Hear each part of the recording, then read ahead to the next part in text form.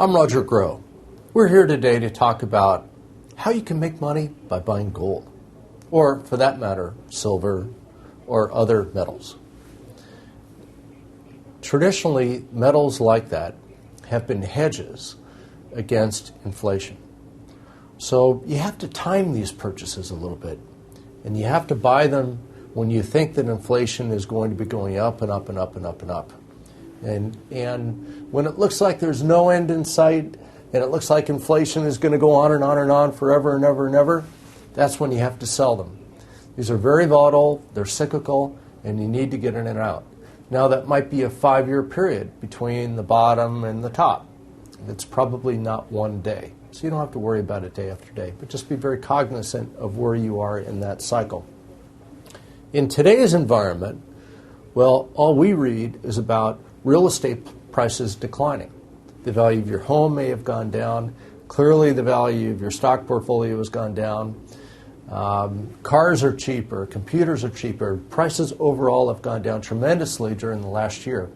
Well, that's deflation and not inflation. And as a result of the lack of inflation, the price of most metals have come down. If you think that deflation is going to continue, you don't want to go towards gold right now. You can watch the paper, and once DE turns to inflation, then you can be a buyer in gold. Now, how can you do that? Well, there are plenty of mutual funds that you can buy which invest in gold, or specific companies that you can buy which are gold in the gold business. Many of them have no debt, and they're a pure play on the price of the underlying commodity, meaning if the price of gold moves up, the price of their stocks will move up.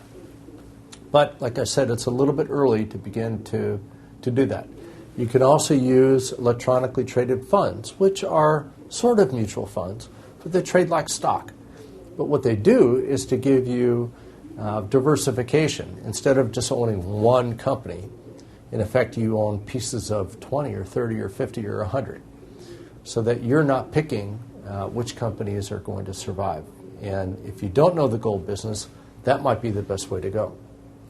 So that's a little bit about gold when you buy them during inflationary periods, not now, might be a year from now.